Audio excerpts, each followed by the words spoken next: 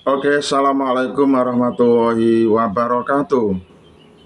Saya Mister Montaha membuat video pembelajaran sebagai pengganti bahwa sampai hari ini kami masih belum bisa masuk kelas melaksanakan tugas sebagai guru seperti biasanya saat kondisi sehat. Dan inilah penggantinya agar anak-anak tetap bisa menerima materi yang dibutuhkan besok di saat akan menghadapi sumatif akhir semester tahun ini. Video ini akan membahas tentang soal bahasa Inggris, dan ada informasi yang sedikit menggembirakan bahwa operasi saya dimajukan.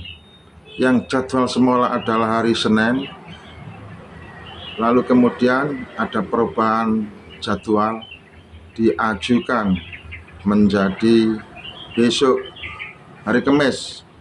Jadi besok hari Kamis jam 7 saya sudah harus berada di rumah sakit dan disarankan berpuasa sejak jam 6. Ini masih hari Rabu, kami tinggal menunggu waktu 1 hari lagi. Ya, mohon doa dari semua pihak, semoga operasi ginjal saya besok dimudahkan, dilancarkan, dan saya tidak ada keluhan, sembuh sehat kembali, sehingga bisa bertugas seperti biasanya, ialah mengajar di sekolah, khutbah di masjid, juga kuliah subuh di masjid. Itulah kegiatan kami keseharian di saat kondisi sehat. Namun di saat kondisi sakit seperti saat ini, saya harus beristirahat di rumah untuk persiapan operasi besok. Oke, kami lanjut masuk pada materi.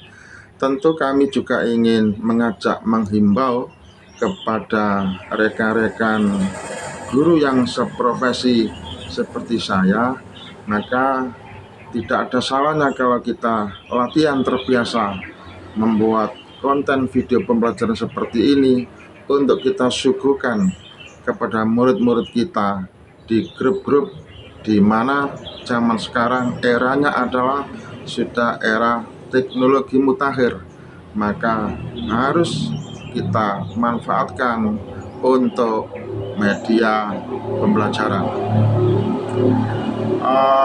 Soal yang kami bahas dalam video ini tentu kami tujukan khusus kepada kelas 5.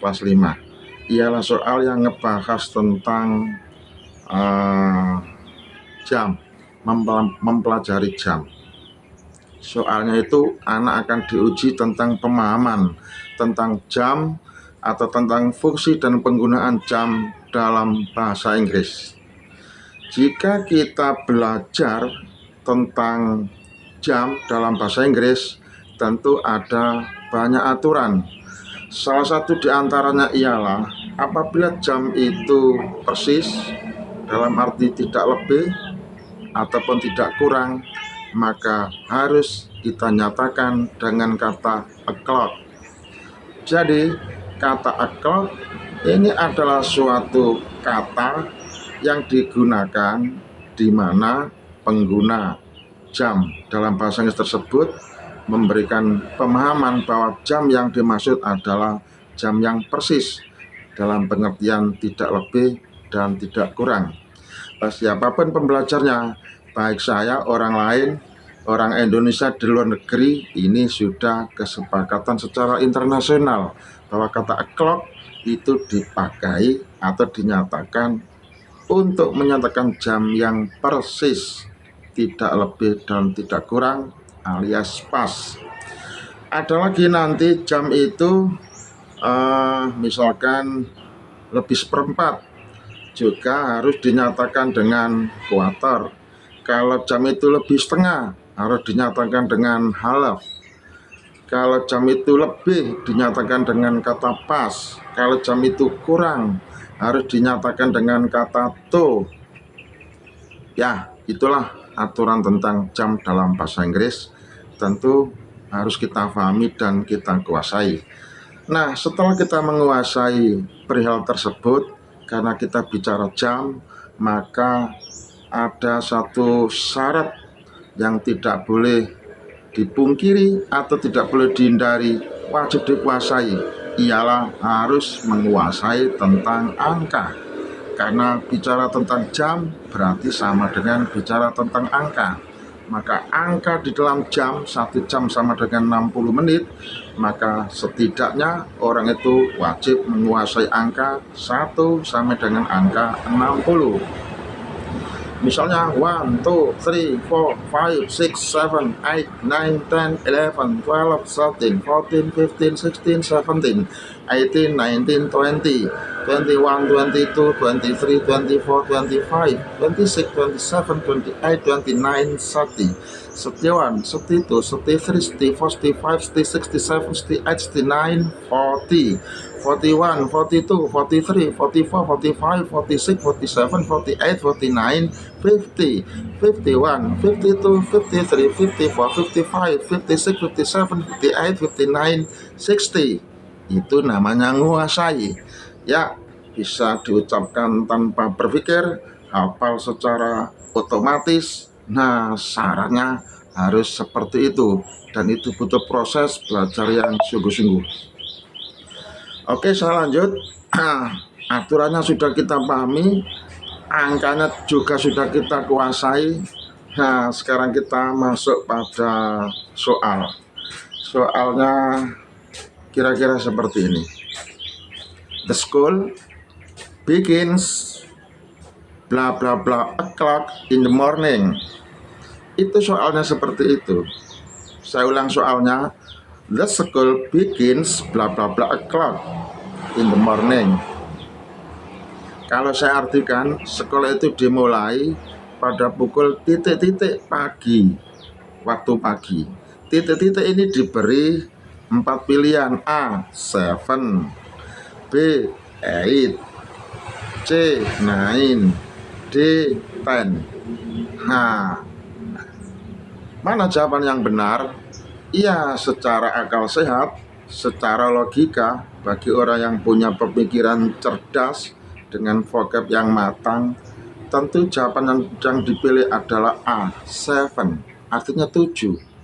Sehingga kalau itu yang dipilih, maka kalimatnya akan menjadi begini bunyinya: The school begins 7 o'clock. The school begins at 7 o'clock in the morning. The school begins at 7 o'clock in the morning. Sekolah itu dimulai pada pukul 7 pagi.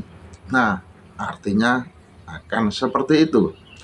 Jika anak menjawab 7, oh jelas benar. Jika anak menjawab 8, jelas salah.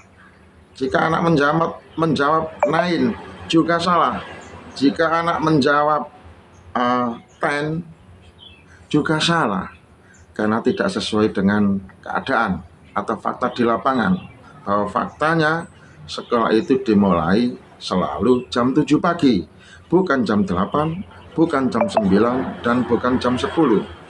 Artinya apa? Bahwa soal ini mudah dikerjakan bagi siapa? Bagi yang paham vocabnya. Tentu juga sulit dikerjakan bagi orang yang tidak paham vocabnya. Maka kuncinya belajar bahasa Inggris ialah penguasaan vocab. Ini tidak bisa dibantah, tidak bisa diganggu. Siapapun, dimanapun, orangnya siapapun, termasuk saya. Kalau belajar bahasa Inggris, kuncinya adalah menguasai perbendaharaan kata atau vocab satu persatunya, kata per katanya. Bagaimana orang bisa menguasai vocab? Tentu berproses dengan banyak belajar. Kalau tidak tahu artinya, dicari di dalam kamus dan selalu dilatih dirinya dari hari ke hari. Kalau itu dilakukan, itulah namanya proses. Maka lama-lama akan menjadi satu kekuatan ilmu yang ada di otaknya dan menjadi satu kekuatan bahasa Inggris yang handal. Tanpa itu dilakukan, saya bilang bohong, kaleng-kaleng, abal-abal. Maunya pintar bahasa Inggris, tapi dia tidak mau berjuang bagaimana caranya agar bisa jadi pintar. Nah, seperti saya, sejatinya juga nggak bisa, karena saya berjuang akhirnya menjadi muda. The school begins at 7 o'clock in the morning.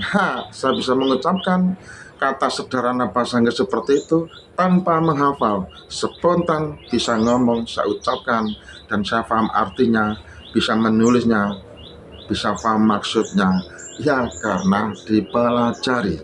Oke, demikian soal bahasa Inggris untuk kelas 5.